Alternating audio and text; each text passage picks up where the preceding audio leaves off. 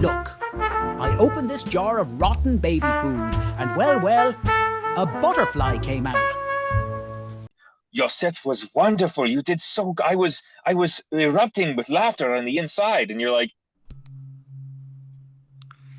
Welcome to the Comedians in Elevators podcast. I've got my guest Kyle Ouellette. Ouellette, I'm working on it still, but Kyle, say hi, introduce yourself, and tell us a little bit about yourself. "Hey, everybody! I'm happy to be here with you." As our host said, my name is Kyle Ouellette. I'm a voice actor.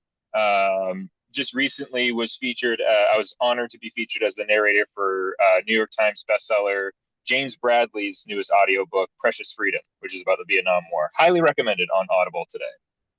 Very nice, very nice. Well, since we're talking about, you were doing the voice work on the book, are we worried about AI or is it not a thing?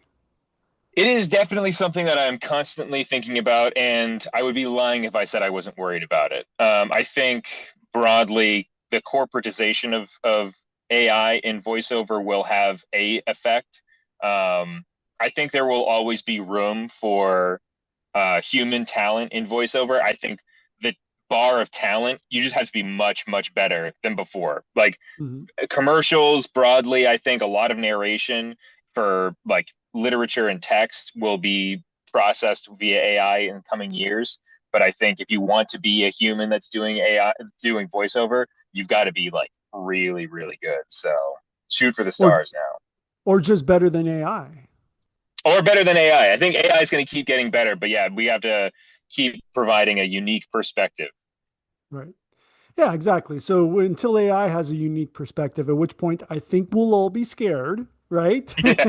Yeah. When we say, right, when we give AI property rights, but if they have a body, if it's a robot, and they got a personality and are we going to give them property rights? Is this that is a whole new fettle of kish. Once the AI have bodies, whew, that is a different problem altogether. I mean, that's coming in less than 5 years. They're going to have bodies. I mean, that's, Yeah. But anyway, so you ready to get started, yeah. Kyle? Yes, sir. Listen, to my regular listeners, I know you don't like when at the beginning of these conversations I ask you to subscribe. None of us like it. I don't like saying it. I don't like it being in here. But it's frustrating. You know what else is frustrating? It's also frustrating when I look in the back end of the YouTube channel and I see that 56% of you that watch frequently haven't yet subscribed. And I know this because I see it in the comments section. You say things like, I didn't know I didn't subscribe. And that's actually what fuels the show. Basically, it's like you're making a donation to the show. So that's why I ask all the time, because it enables us to build and build and build. And we're going for the long term here. Hit the subscribe button and we'll continue to build this show for you. That's my promise. Thank you to all you guys that do subscribe. It means the world to me. All right. So the whole point of the podcast is to compare and contrast the comic versus the comedian. So I define the comic as any person telling funny jokes versus the comedian who's a funny person telling any jokes. So Kyle, would you agree that you start as a comic and evolve into a comedian? Yeah, I think would I agree that you start as a comic? I think to me, yeah, so when we come down to definition of terms,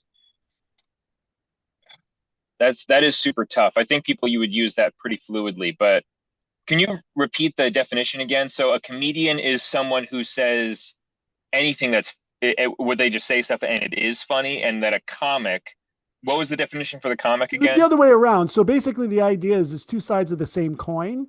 And, right. We're always like, they're basically, I'm doing stand up. I've been asked which one are you? And they give me the definition, the schedulers or comedy club owners.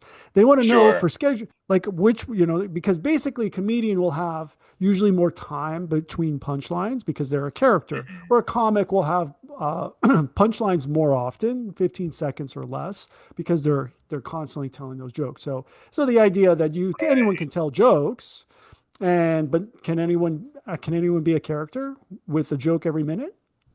Right. Yeah. So now it's a stylistic thing. Yeah. I guess I would be open to that framing. Yeah. I think. Well, that would be kind of loose. Yeah, I think the character thing to me, like if a comedian is like doing a character and they are doing jokes and punchlines sort of like spread throughout sort of the bit. And then the comic is just sort of like doing punchlines rapid fire. Yeah, I would take that. I would take that premise. That's one definition. That's really where it came from. But of course, we Sure. all, it's evolved over the years. So, all right. So ready for the first question? Yes, sir. All right. So it's about the role of persona in comedy. So how much of the Hmm. comedian's voice is a character versus the real self? How much is the comedian's voice? Oh, that's interesting. I think they are closer than one might even admit as a comedian. What's the name of the comedian? I believe he's since passed, who wore the leather jacket and he sort of embraced that persona until it basically consumed him, and that was all that he was. I think Oof. you have a there. I can't remember that comedian's name. It's Sounds like escaping every single one of them.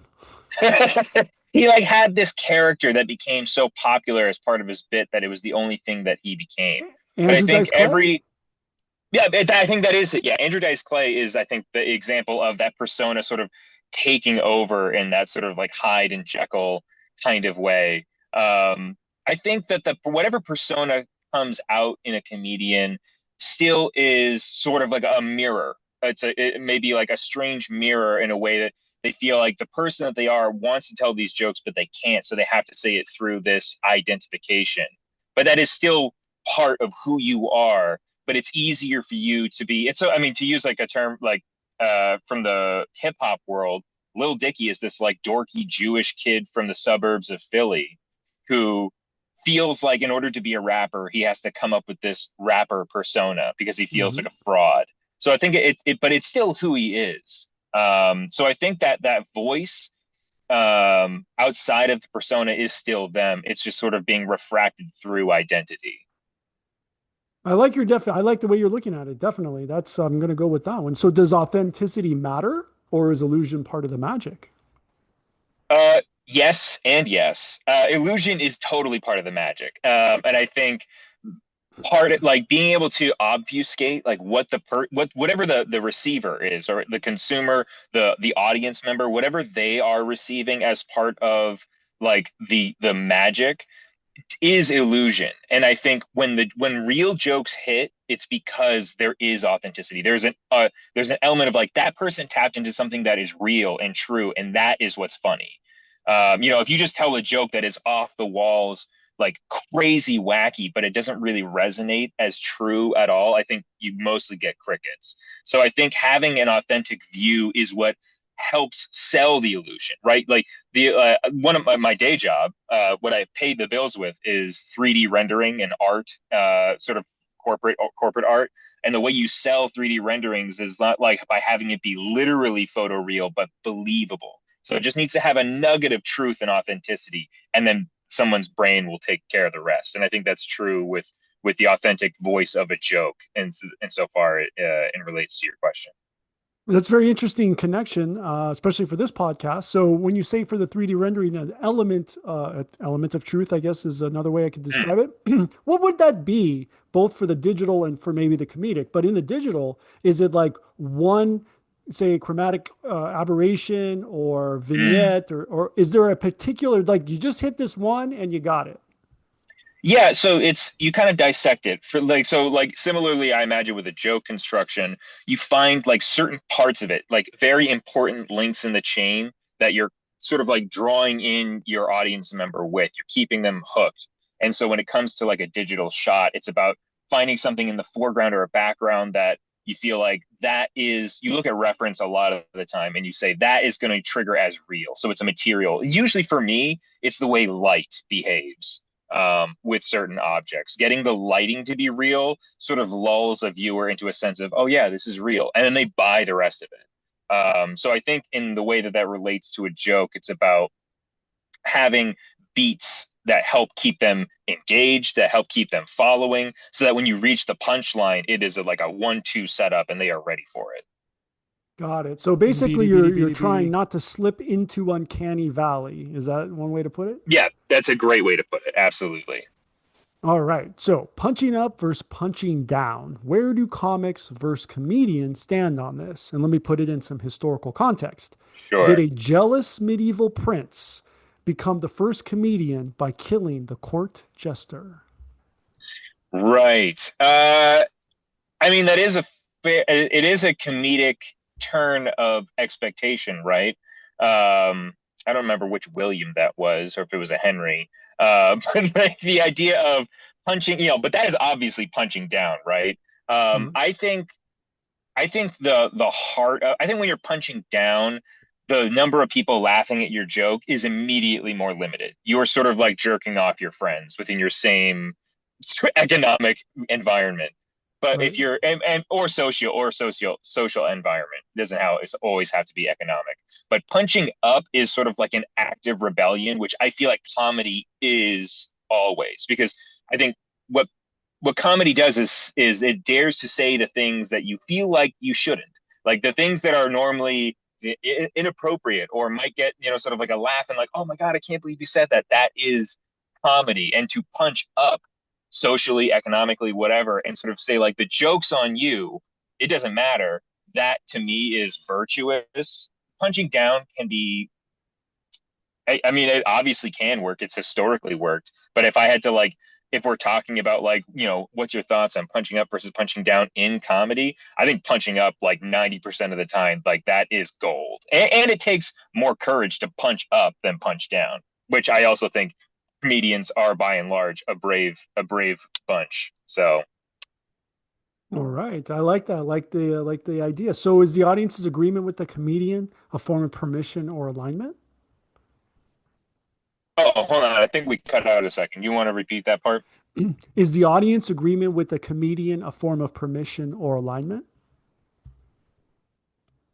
I think yes and yes. Permission, I think if the audience likes the joke, I definitely think it feels like permission to keep following that, right? Like if you're exploring a joke and the audience is like really responding well to that, you're like, okay, this is hitting. I'm going to keep working on this. This is working. And then that sort of is like permission to keep following, pulling that thread.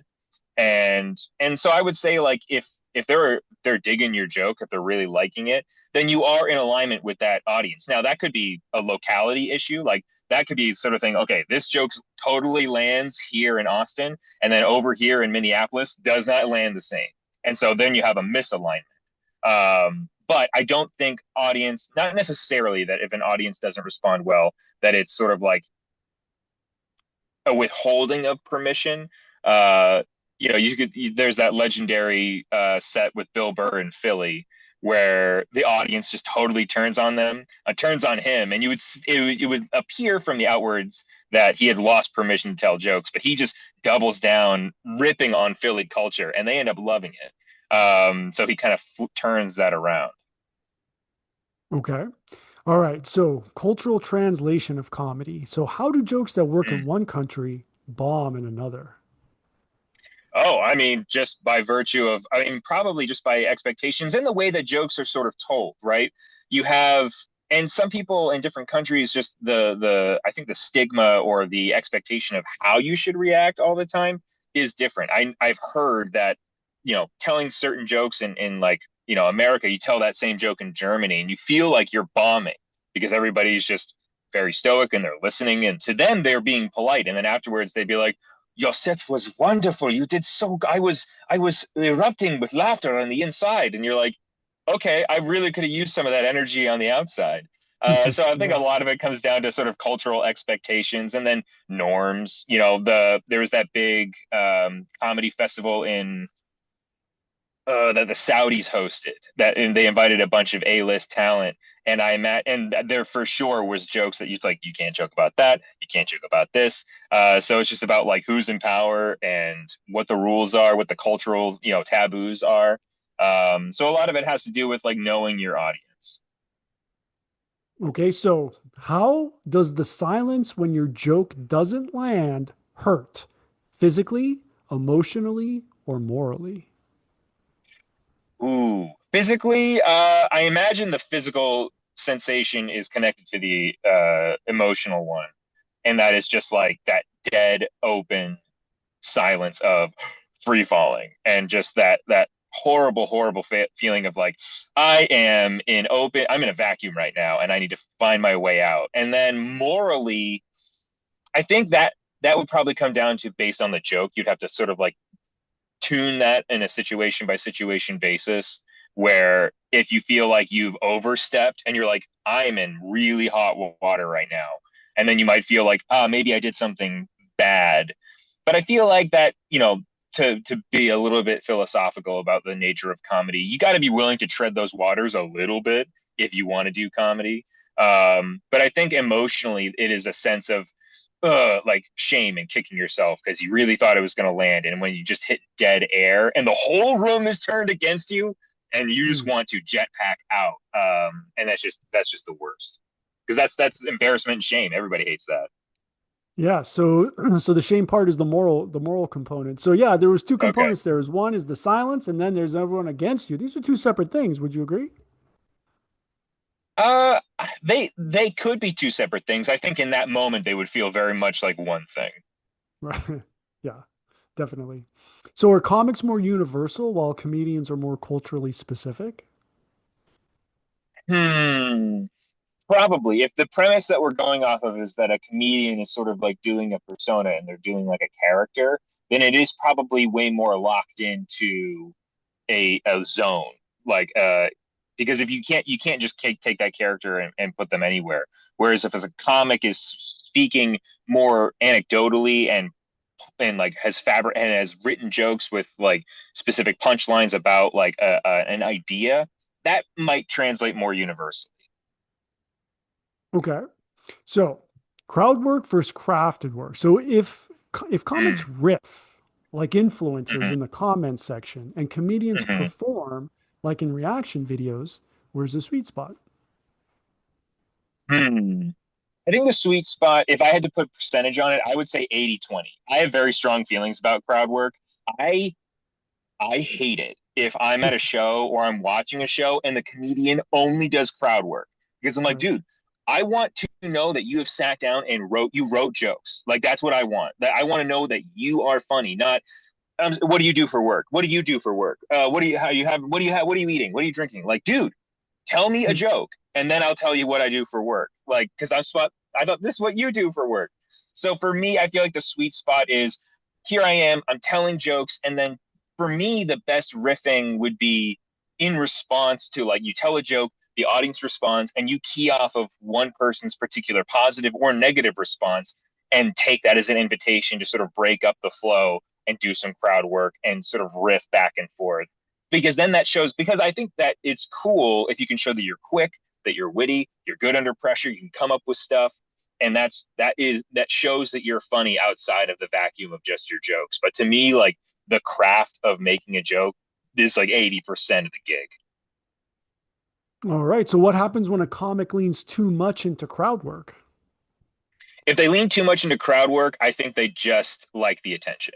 I think that, I think if they just want to do crowd work, I think it reveals to me a lack of confidence in being able to write a joke that stands on its own, because you're relying on someone telling you that they're a cop to make a joke, or you're relying on someone to tell you that they're a virgin to tell a joke. You can't make a joke that you have confidence in to even test in a room of people who have given you no information. So I think it's just a little lazy. Sounds really sharp, but I would use the word, it seems lazy if you rely predominantly on crowd Okay. So lazy, but it's going to be lazy in a different domain, right? Because these are two different things. It's not just work. generally Yeah, lazy yeah, because they're absolutely. doing, Yeah. yeah. All Yeah, right. they're yeah, Very, they're up there. They're just not, they don't seem they seem it seems like it comes from a place lacking confidence, which I think they could get built by doing more writing. right. I agree with that. All right. Very important question. Advertising and self-promotion. Who Mm. advertises themselves more? The comic, the comedian, or the magician? You know that place where you're not conscious and you're not sleeping either?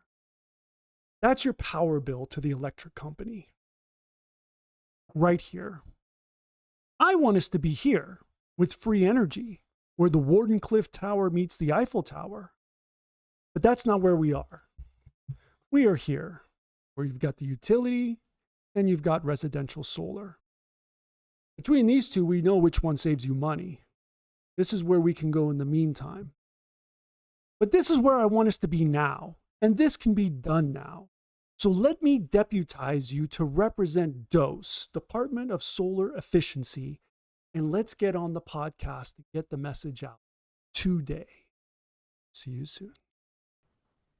Ooh, that is a really good question.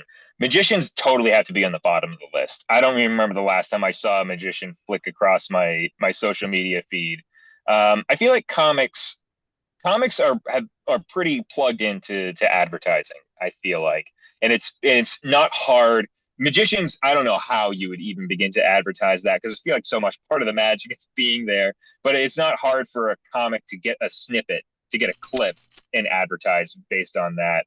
For a comedian, that's probably more like long form. You can do it, but I'll probably rank it comic, comedian, magician. I can imagine a billboard that like disappears and then maybe That'd be cool. reappears. Like that That'd be would be cool. cool. You're like, how is he doing this? Some new tech or what's going on here, right? All right, censorship and offense. So does a comic avoid Hmm. offense while a comedian courts it to prove a point, like a magician? Hmm. I feel like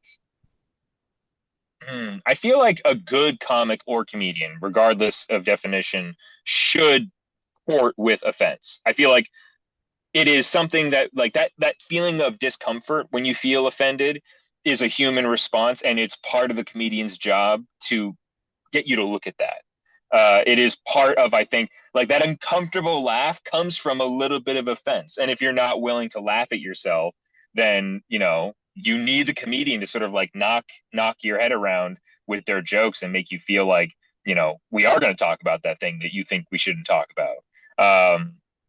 I think that I think I'm not sure how I would separate the dancing with offense between a comic and a comedian, but I think in my view, both should be at least flirting with offending the audience. If they want to tell like if they want to be like real headlining, they should be willing to do that even a little bit.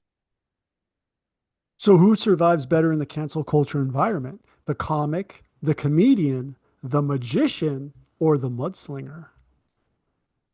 Ooh. On a personal philosophical note, I think the mudslinger does the worst. In a cancel culture environment, the magician definitely does the best. Unless he actually saw somebody in half, he's probably going to come out. You bring all the kids to the magic show, so he probably does the best. The comedian probably fares the worst, just being objective. Um, and then the comic, and then the mudslinger, it depends who you're slinging mud at, but I feel like the mudslinger almost like historically will probably always end up sort of falling behind at the end. All right. So timing and delivery, is it science or art? Do comics rely more on structure and comedians more on rhythm and emotion? Hmm. I think they are simultaneously a science and an art. I think part of the art is testing the joke, right? Like you come up with the joke and you're trying it out in the audience and you're feeling it and you're sort of like reading the vibe. And then the science is with the pen and paper and sort of like structuring it out because you can see all of your jokes lined up. So you sort of get like your callbacks and your references and all of those things sort of work together in a more scientific sense where you're structuring it. And then, yeah, I mean, I guess from the premise that you've set up and dividing them, I don't know if either camp necessarily works so strictly to say that one thrives in an environment that the other one doesn't. But I think because to me, a comedian and a comic, uh, well, I accept the initial premise. I think both benefit from not necessarily siloing their work into a science or an art, but being willing to take it from different perspectives based on what they're doing. Like when you're on stage, like there are some people who are super sharp and methodical, and like like everything is like hyper calculated and honed right in. And then some people feel like they're sort of vibing with it a little bit more smoothly. But I think comedians and comics both, um, when they're like in the drawing room, treat it like a science, and then when you're on the stage, treat it like an art. Okay, I like that. I like the timing of that. So comedy is commentary. So when does a comedian cross into being a philosopher or a preacher? Ooh, well, that's a very interesting question. I think almost all comedy comes with a kind of philosophy. I think George Carlin by far was the most philosophical comic of our sort of like era. Uh, I bemoan his passing so deeply, but because he deeply touched on the philosophy of like American culture. Like, what are we doing? What do we value? What are we talking about? And I think Dave Chappelle kind of picks up a little bit more of that as like looking at the big names in comedy right now, um, where you're sort of like talking about like, what are we talking about? What are we doing? And so I think philo- and then preaching is interesting. Preaching comes with a certain kind of bent where you are trying to convince, you're not just talking about it, you're trying to convince your audience that what you're saying is true and that their lives would be better off if they agreed with you. And I think someone like that, I'm trying to think of a comedian off the top of my head that sort of vibes with that sort of preacher preacher mentality. Um, but I think to to pull back because I can't think of anybody quickly enough. I think to pull back, I think most comics bring, whether they're aware of it or not, some aspect of philosophy to their work. And I think that's part of the authenticity, right? What we were talking about earlier is you are providing a point of view. Um, and so that is philosophical. Now, then I think once you get to be joking about larger themes, it can become more philosophical, like we were talking about with George. So I think it has to do with maybe with age. I think maybe with age and time, jokes start to become a little bit more philosophical. Okay. Was it age of the joke or the age of the comedian? Age of the comedian Okay, slash comic. got it. All right. So, Kyle, are you ready to enter the multiverse? Yes, absolutely. We're not there yet, but we're about to. So, board game Zoomcast, play versus performance. If comedy were a board game Zoomcast, are you competing as the colorist, adding tone, mood, and shading, or the Foley artist, building punchlines with soundscapes and timing? Ooh. Uh, Speaking personally, probably more of the soundscape and timing. One of my hobbies that I don't get to indulge in very often is I play and run games of Dungeons and Dragons. I love it. It's been like one of my favorite hobbies since I was 11. And one of the things I love the most when I'm doing that, even if I'm running it online, is making sure we're all listening to the same music and timing that music to create a very specific tone and atmosphere and like hit a certain height or provide a punchline to a very like poignant moment. So I think for me, it would definitely be the latter. Well, then does comedy work better when it's painted vividly or when it's Mm. orchestrated sonically? Oh, for comedy in particular, I think. How did you describe the former, the first one?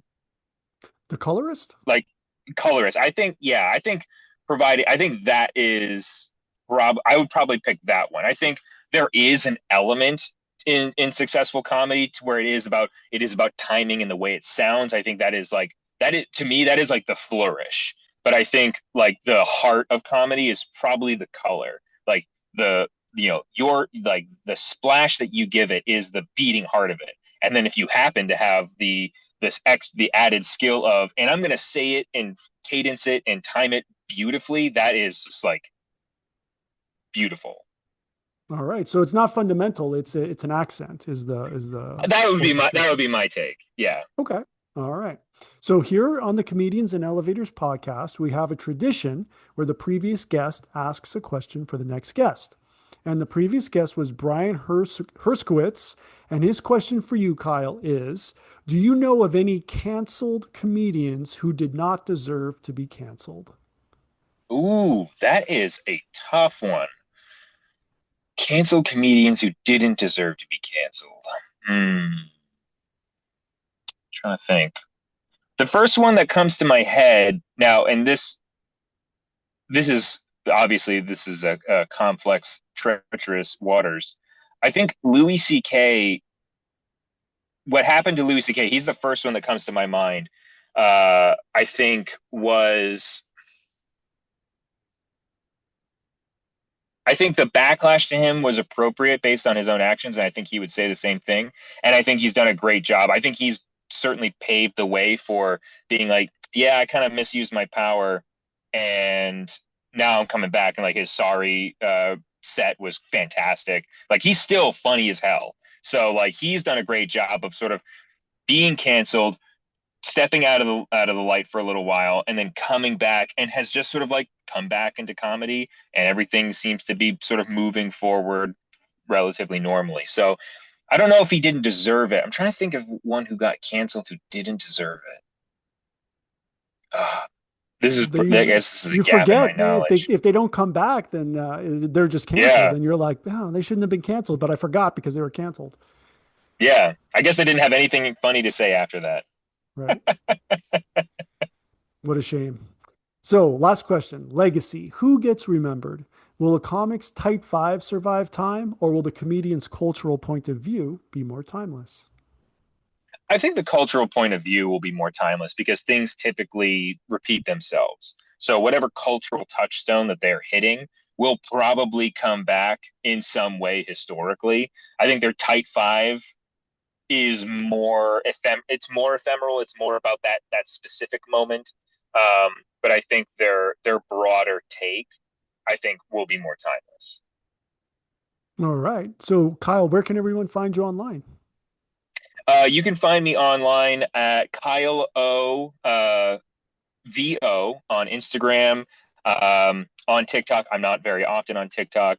I'm also at kyleovoice.com where you can hear my demos. And you can find me on LinkedIn if you're looking for any kind of professional connection. Awesome. Well, Kyle, thank you so much for being my guest. And for everyone, please like and subscribe, and we will see you in the next one. If you're interested in too much information like in the network state or Mantipus the chicken shit, check out this video. Or is it this one right here? Well, either way. Lizard.